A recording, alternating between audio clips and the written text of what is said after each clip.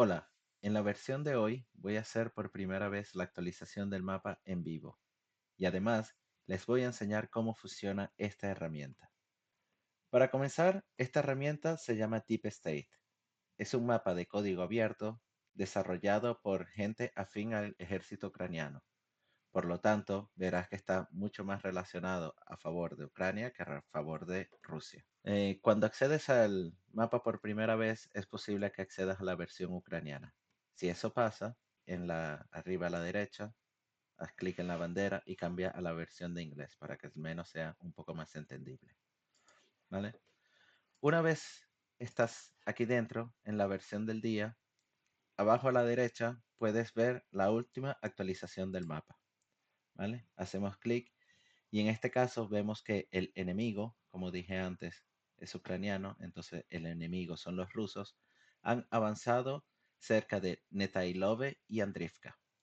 Si haces clic en alguno de estos links, te va a llevar a la ciudad en específico. ¿Ok? Normalmente tu mapa estará así, haces clic en este calendario y podrás ver los días anteriores.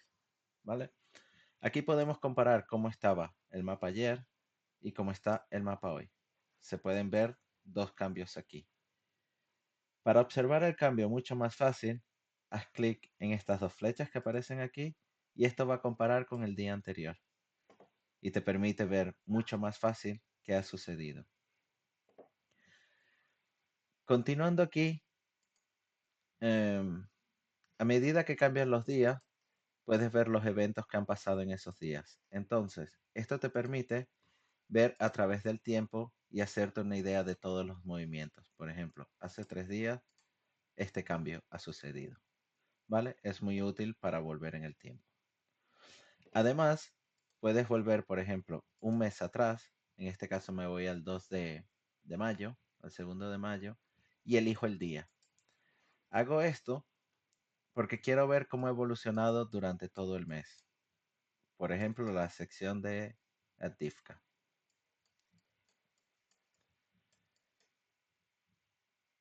Aquí, si observas, hay algo que dice 1x, esto es la velocidad. Y podemos hacer un play del mapa. Cuando haces el play, esto comienza a avanzar poco a poco, un día a la vez. Pero puedes hacer clic aquí y va a ir a 3x un poco más rápido o a 5x, que es la velocidad más rápida. Esto viene bien para entender cómo las fuerzas rusas o las fuerzas ucranianas han ido avanzando a través del tiempo. Una vez hemos entendido esto, lo siguiente a analizar son los botones que tenemos aquí a la derecha. El primero de todos es el que nos marca diferentes elementos del mapa. Voy a comenzar por el que yo más utilizo, que es esta flecha, que indica la dirección al que los rusos, en este caso los enemigos, están atacando. Una vez activas esto, puedes ver cómo en todo el frente de batalla aparecen las flechas de los ataques. Esto te da una idea de por dónde han ido avanzando durante los últimos días y en qué zonas se encuentran atacando ahora mismo. Aquí podemos observar, por ejemplo, que en Kharkiv están avanzando en unas 5 direcciones, por lo que te puedes imaginar que el ejército tiene que estar recorriendo toda esta línea defensiva para mantener todo activo. ¿Ok? Mientras que podemos ver otras zonas del frente que no están activas, que realmente no hay movimiento o que hay muy poco movimiento.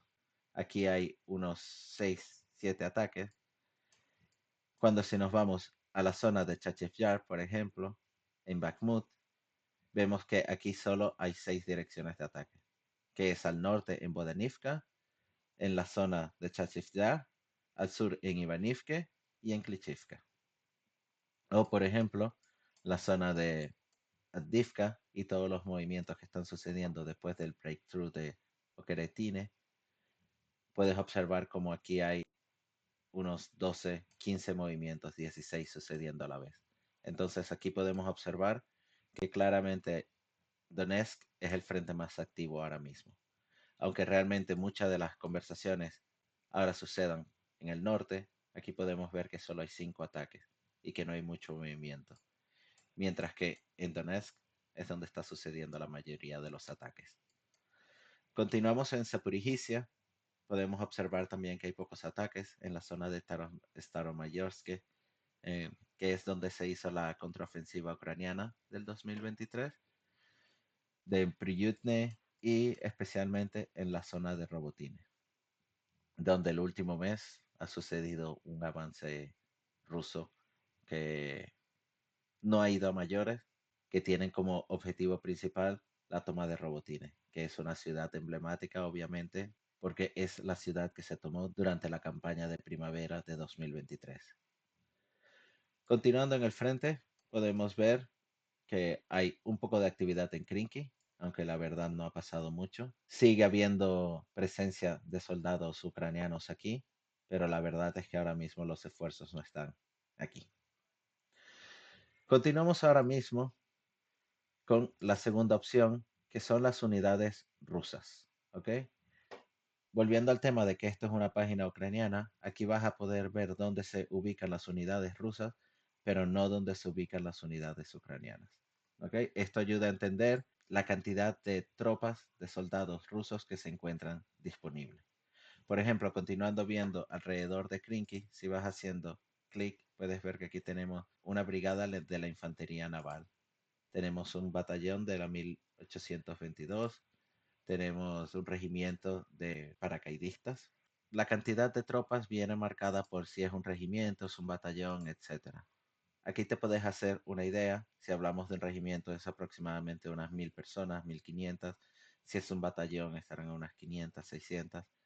Ten en cuenta que estos son los números de las fuerzas españolas y de que esto cambia de país a país.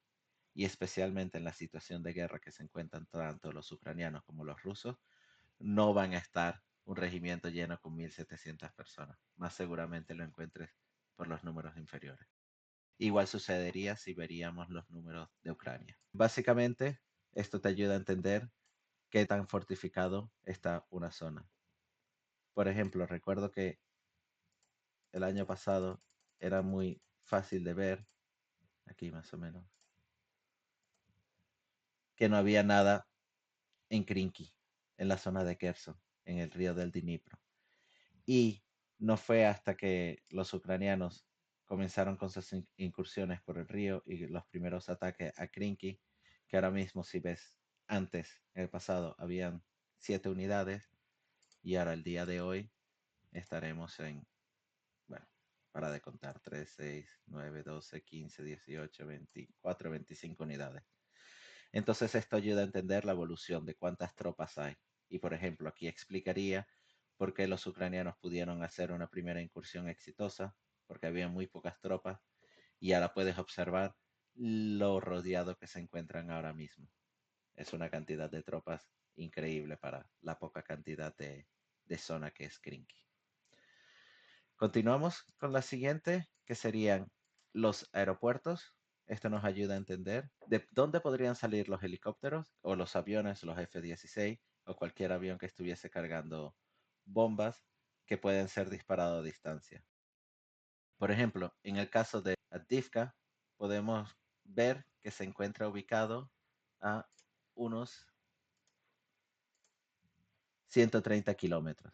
Si tenemos misiles de 70, 80 kilómetros de alcance, de 150 kilómetros de alcance y de hasta 300 kilómetros de alcance, podrías entender que desde aquí, con un helicóptero o con un F-16, al igual se podrían disparar bombas sin muchísimo problema. Continuamos con los headquarters, que son las centrales, básicamente centrales de ejército, centrales de operaciones. Estarán ubicados mucho más cercano al frente y básicamente se reúnen grandes cantidades de operaciones militares aquí. Y el último son las vías del tren, que básicamente te explican cómo se interconectan las diferentes zonas. Esto está bien para entender cómo de rápido o de lento van a ir los refuerzos. Hay muchas unidades que se transportan en tren, municiones, etcétera, y ayuda a entender cuando los ucranianos realizan un ataque a una vía del tren, cómo esto va a afectar a la logística. Es interesante ver aquí, por ejemplo, cómo comienza en el puente de Kerch, que es el puente de Crimea, y vamos a ver, lo tengo por aquí. se ve así. Esto de aquí, esta pequeña isla, es lo que sostiene aquí. Y este es de hecho el objetivo principal de los ucranianos cuando intentan atacar a Crimea. Siempre intentan llegar con sus drones o con sus misiles aquí, que es justamente a 300 kilómetros del frente de Kherson. Por lo que es realmente muy complejo atacar, pero si logran interrumpir el paso del tren, cortarían cualquier comunicación con Rusia y harían que todo el suministro fuese muchísimo más lento. Tenemos otra herramienta que es la regla, la distancia. En este caso voy a utilizar el ejemplo de Kharkiv. En Kharkiv, la meta principal de los rusos es llegar a Leipzig, porque si llegan a Leipzig, estarán a distancia de fuego de artillería. Como sabréis, los rusos utilizan calibre 152 en su artillería y la distancia, un alcance promedio de muchos de sus obuses son de unos 25 kilómetros en línea recta, ¿vale?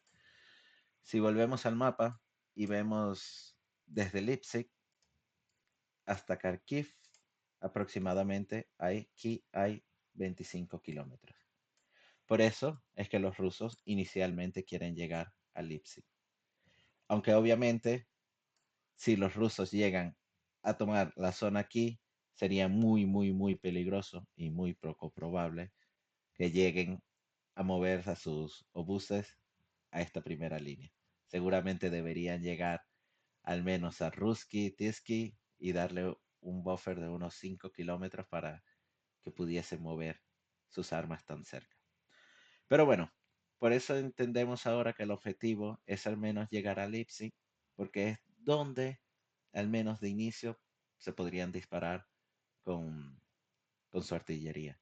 Y además, no todas las armas de artillería son de 25 kilómetros. Algunos misiles son capaces de volar más distancia porque son más ligeros, porque tienen un mejor explosivo o porque tienen algún sistema guiado adicional.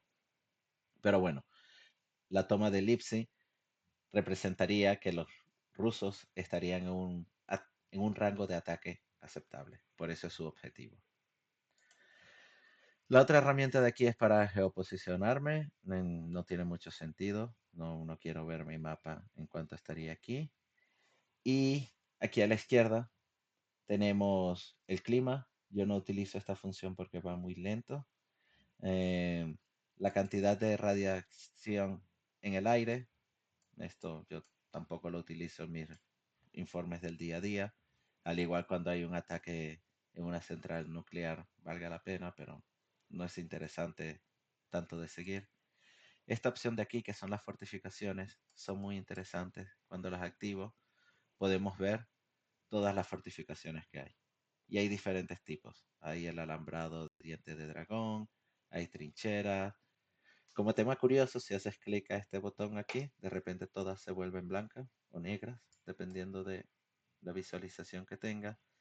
Y bueno, ayuda un poco a ver así más abstracto toda la línea defensiva que los rusos han construido.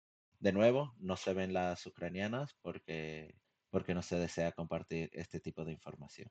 El siguiente a mí no me gusta utilizar, la verdad es bastante triste. Te sirve para simular el uso de un arma nuclear. Para hacernos una idea, la bomba más grande que en toda la vida se ha explotado, en toda la historia del mundo, se llama la bomba del Zar y ha sido explotada en 1961 por los rusos. No vengo a dar una gran historia aquí ahora, pero lo que es relevante ahora mismo es que esta fue una bomba de 50 megatones, ¿vale? Para hacer un estimado aquí, 50 megatones son 50.000 kilotones. Así que pondremos 50.000 kilotones y pones un sitio donde la bomba caería y le puedes dar a calcular. Y aquí verías el radio de explosión, los diferentes tipos de radio y es donde estaría contaminando. Eh, bueno, puedes hacer clic en cualquier sitio, en cualquier país europeo. Es algo que prefiero no hacer y espero que nunca llegue un ataque a esta zona. La siguiente herramienta que a mí me gusta mucho para entender mucho mejor. Antes estaba hablando de los misiles y dibujaba con una regla a los 25 kilómetros, pero aquí, por ejemplo, ayer ha sido aprobado que Suecia ha permitido el uso de su armamento en la frontera, en el territorio ruso. Esto significa que los Archer, que es el sistema de obús, va a poder ser utilizado en defensa, disparando al territorio ruso. Entonces, en vez de utilizar la regla, podemos venir aquí y simular las diferentes armas. En este caso es un Self-Propelled Howitzer y lo que se debe entender, este es el Archer. Como expliqué antes, dependiendo del tipo de munición que tengas, va a poder volar más o menos. Cada tipo de obús tiene unos proyectiles un poco diferentes, pero esto es en general así. Depende del proyectil, el cual va a tener más explosivo o menos explosivo, o puede ser hasta carga incendiaria, por ejemplo, o también puede ser sistemas teledirigidos, puede incrementar el rango. Por ejemplo, estos de aquí son 24 kilómetros para una munición 107, hasta 40 kilómetros para una munición 549 y la Excalibur te permite 42 kilómetros. Pero la gran ventaja del Excalibur es que te permite dirigirlo y es muchísimo más preciso. Entonces, bueno, comenzamos simulando con el arma más pequeña, 24 kilómetros, similar a las armas de 152 milímetros que utilizan los rusos, y decimos que ponemos el arma en el medio de Kharkiv. Y aquí podemos observar todo lo que protegería. En este caso, vamos a unir esta herramienta para entender dónde están los soldados rusos. Y como comenté en el vídeo anterior, en Sumi se están preparando. Si podemos observar, ahora mismo hay 5 grupos que están combatiendo en Kharkiv. Y se comienzan a ver cercanos de Sumi un par, ¿vale? Aquí vemos al sur una brigada y aquí vemos al norte un regimiento. Ahora que los ucranianos se pueden defender y ven venir este ataque, pueden utilizar su arma. Volvemos a elegirlo aquí, aunque esta vez seleccionaré una con un alcance más largo, el de 40 kilómetros. Y ahora ellos pueden estar a una distancia considerable de la frontera, unos 20-30 kilómetros, y aún así poder atacar a los sitios de concentración de soldados rusos. Recordemos que este armamento no está permitido utilizar contra civiles ni contra infraestructuras civiles, sino que deberían ser sobre infraestructuras de soldados.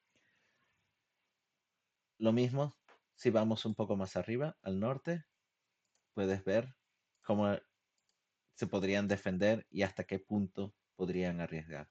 Porque lo que tienen que tener en consideración es si los ucranianos quieren atacar a los rusos a 10 kilómetros dentro de su frontera, tendrán que acercar su armamento a la frontera. Y aquí, en este caso, vemos que habrá una distancia de unos 12 kilómetros. Es peligroso arriesgar uno de tus mejores obuses de defensa porque te expones a que los rusos, en este caso, lancen ataques con drones en todo el frente. La última herramienta a enseñar es aquí, son los fuegos, y básicamente lo que te explica es dónde hay fuegos, incendios que están siendo causados. Esto viene bien a veces de entender, especialmente en verano, porque hay veces que se utilizan municiones incendiarias que realmente afectan a ciertas zonas del campo de batalla. Como podemos ver, hay mucha zona boscosa. Vemos además que varios países comienzan a aceptar que sus armas se utilicen en suelo ruso. Si ayer fue Ucrania quien daba el ok, hoy Finlandia, Canadá y Polonia permiten a Ucrania usar sus armas para atacar en suelo ruso.